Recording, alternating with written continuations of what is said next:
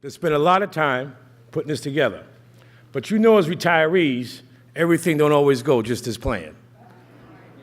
So if you see something in the agenda, you say, well, Robert did this, but we were supposed to do that.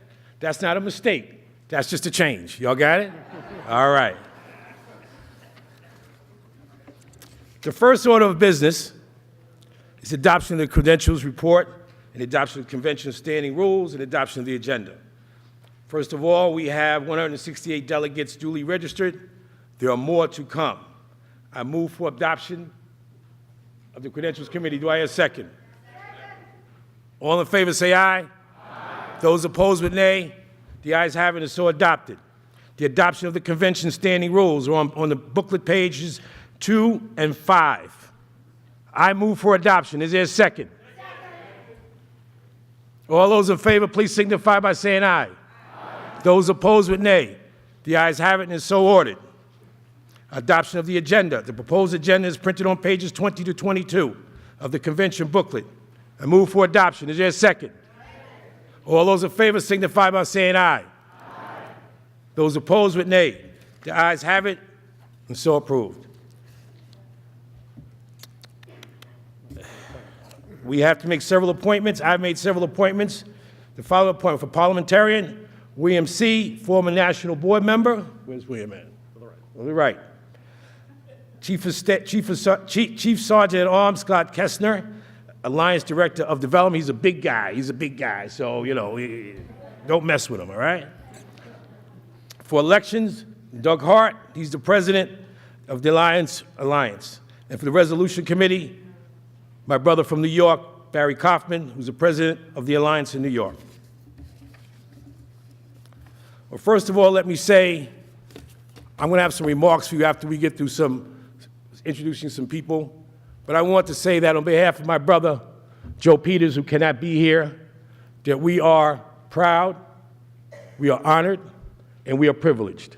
We are proud to be the officers of the Alliance Retired Americans.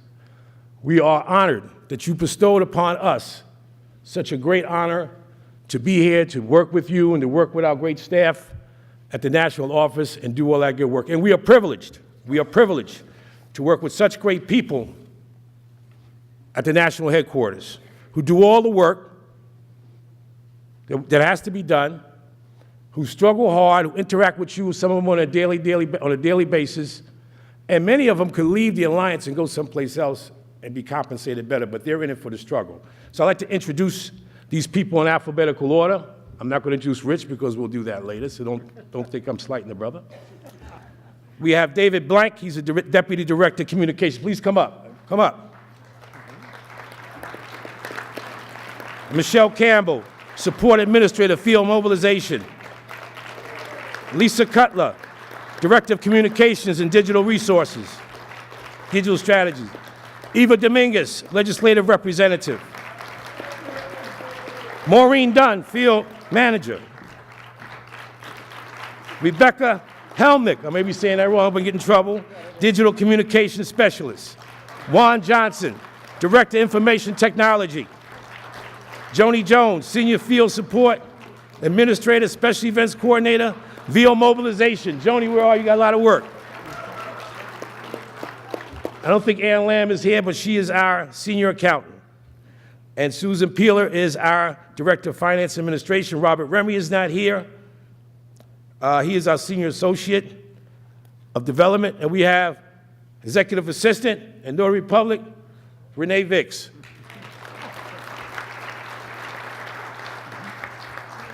Is somebody on this call? There's like these people here.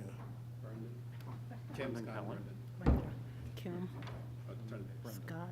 I got Scott. Scott Kessner. And what's Terry's last name? Brendan. Terry. What's Terry's last name? Kim, Scott. Terry's last name. Sure. Brady. Terry Brady. Kim. Kim. Adula. Okay, Kim Adula. Member Services and Membership Development. I got Scott. I called Scott's name. He didn't come up. Brendan. Brendan Kelly, Director, Field Mobilization. We got our field staff. Okay. Terry. Terry, what's the last name? Terry from ASME, come on up here. Terry Brady. Come on up here, sister. She always helping out. She's always here. Heather, Who's this lady? Heather McLaughlin. And Heather McLaughlin. She's the North Carolina field organizer. Judy Bryant. Judy Bryant. Judy Bryant. Judy Bryant. Texas field organizer. Is that it? You want more people? What's you got, Nina? Come on up. I feel sad. Come on up. Come on up. Come on up. All of you, come on up. Circle.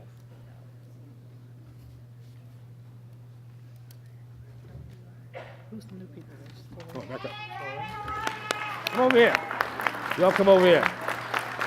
These are all good volunteers. Tell them who you are. I'm Jean Cameron, the director of the Illinois Alliance for Retired Americans.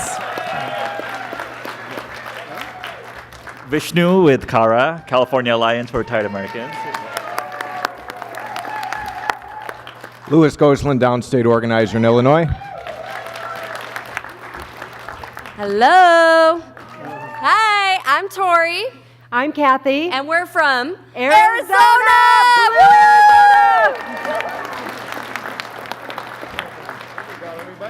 I hope that's everybody, but these are the people that did all the work and do the work at national headquarters, and people who volunteer to get this done. I want to say on behalf of the Alliance for Retired Americans, all our state affiliates and the offices, thank you very much, and God bless you.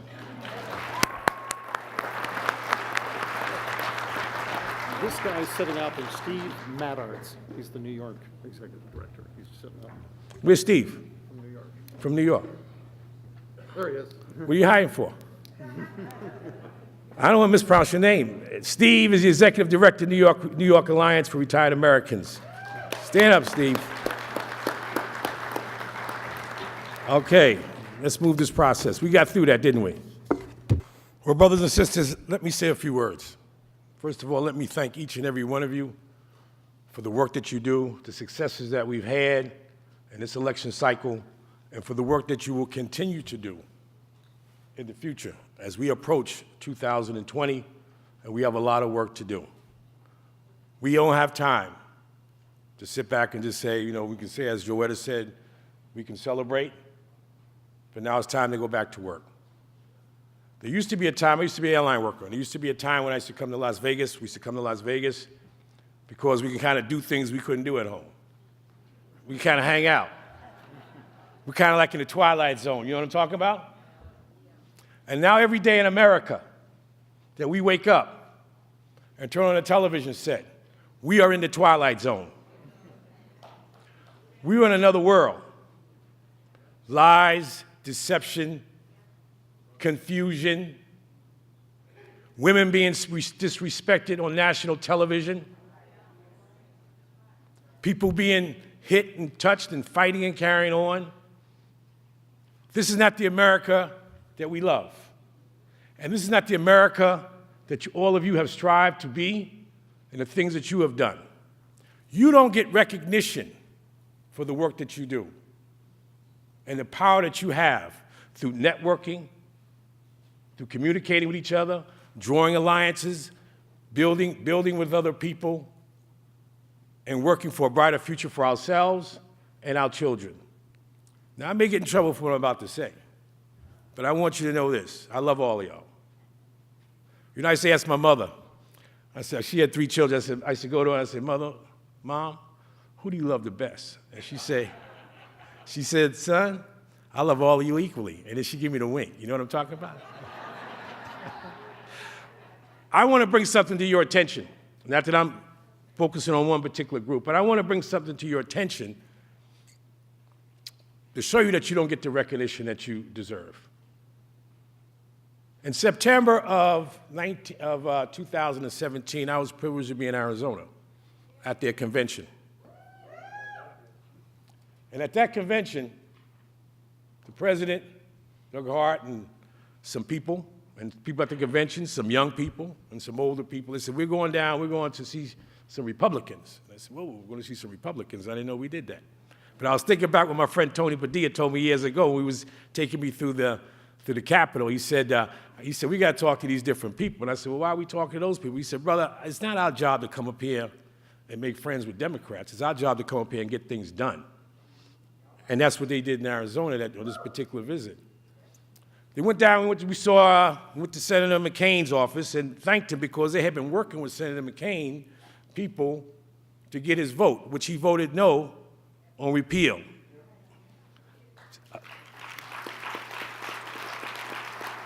And then we went to Senator Flake's office and met with his staff, and they've been working with Senator Flake.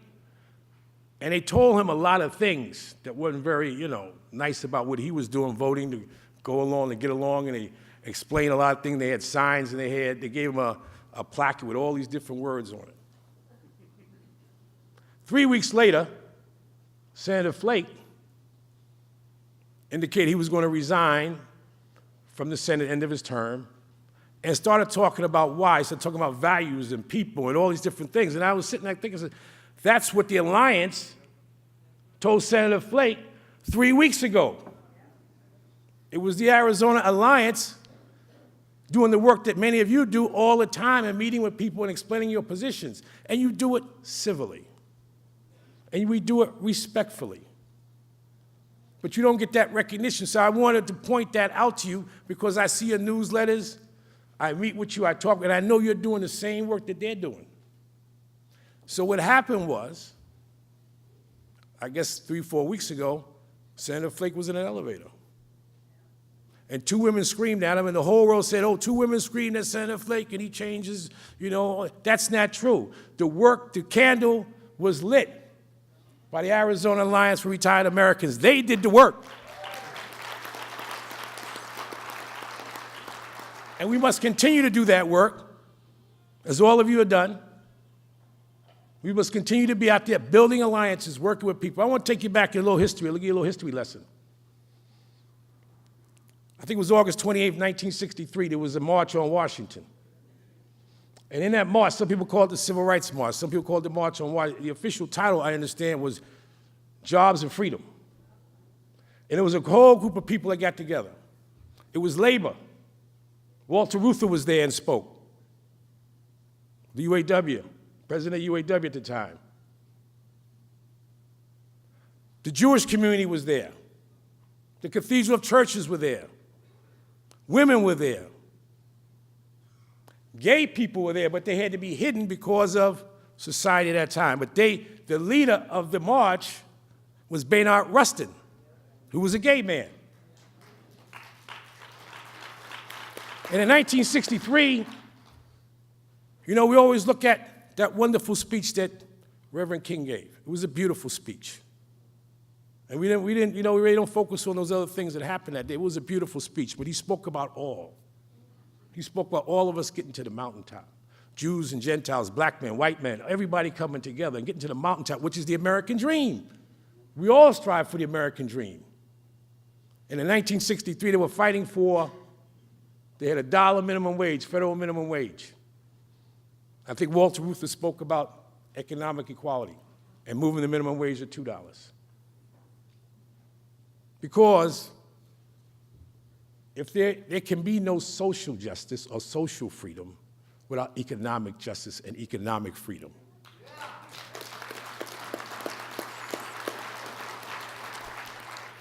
And then we moved on, and the minimum wage got raised a little bit the next month to $1.10 or $1.15. And the progressive went up to $1.60, $1.65, which was the highest rate, 1968, that gave us, the working people, the biggest buying power, purchasing power in the history of the nation, working together. The women's movement became more prevalent in the 60s. That's when the women got that spark, and they were out there, and there was a real women's movement in the 60s.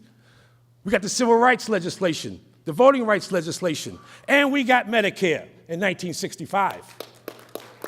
And that is because, brothers and sisters, that is because we came together, and we were working together. We wasn't doing like a lot of people want us to look at each other. What's he doing? What's she doing? Why is she getting this? And all this kind of stuff, and all this lying and deceit's going on. When we come together as Americans, we prosper. When we come together as Americans, we succeed. When we join with alliances and bring other people in, we succeed as a country, as a community, and as a country. And we must continue to do that. We must continue to bring people in. We got to bring the young people in. Don't,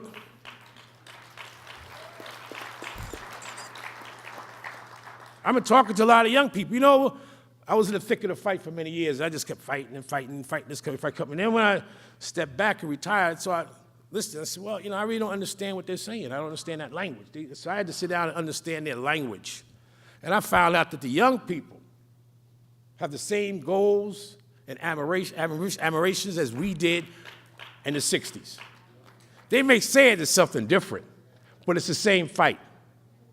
And we must bring them into the fold because, you know, we ain't gonna be pushing that wall too much longer, you know what I mean? Another 10 or 15 years, we gotta get the young people in to protect Social Security, to protect Medicare, to make sure we have home caregivers. That's the next big fight. I know some of you have been fighting that fight.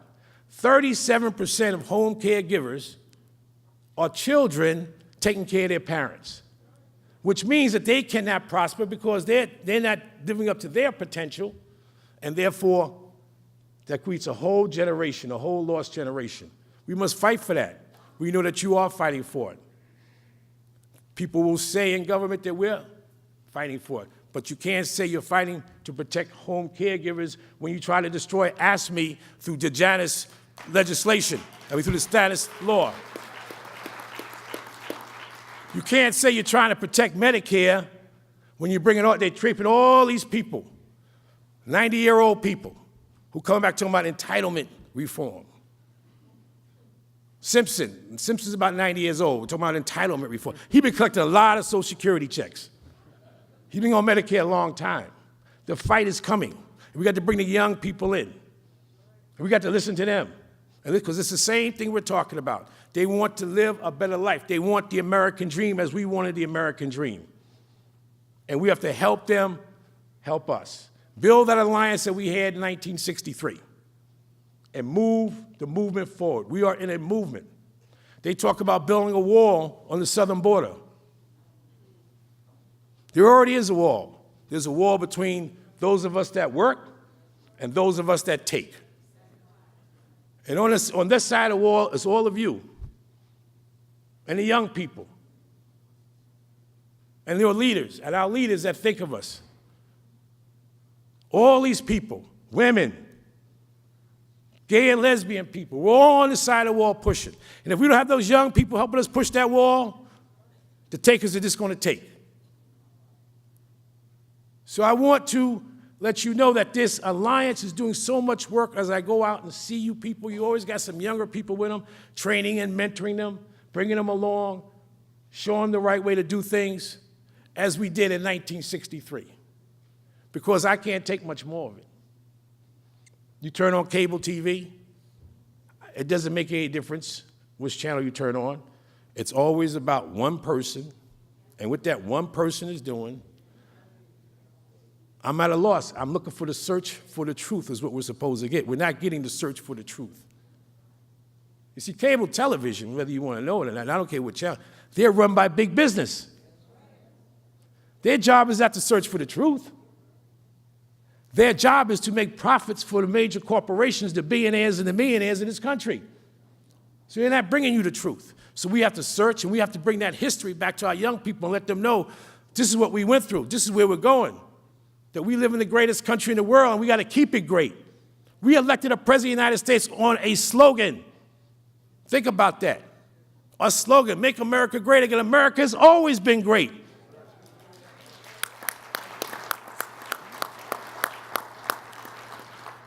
On a slogan. So I say to you, brothers and sisters, we got a lot of slogans around. I'm tired of listening to slogans. I want solutions. And we have to speak truth to power.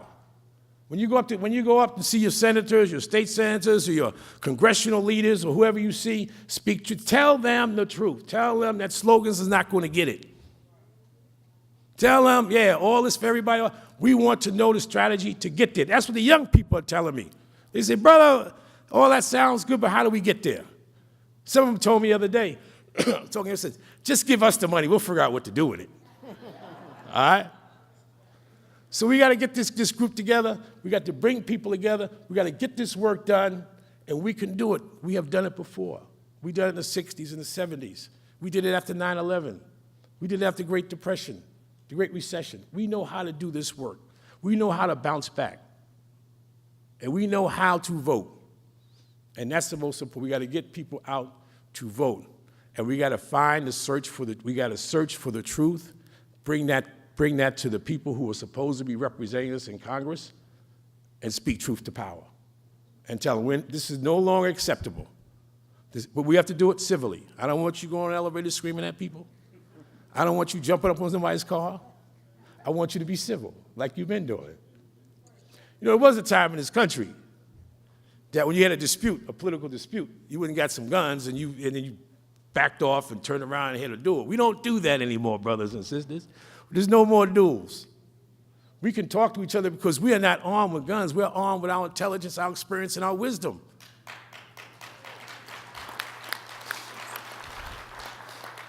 And we know how to speak truth to power. Every state in the alliance has spoken truth to power, have done it. And I'm very proud to be your president. And so is Joe Peters to be the Secretary of Treasury. He can't be here today, but he's with us in spirit. So I want to say to you, I'm not going to take too much of your time, but I want to say to you, I want to tell you a poem, a sentence out of a poem written by a poet named Lucenzo Credenzo. Maybe I'm not saying that right, but he said this. We are all angels with only one wing, and we can only fly if we embrace one another.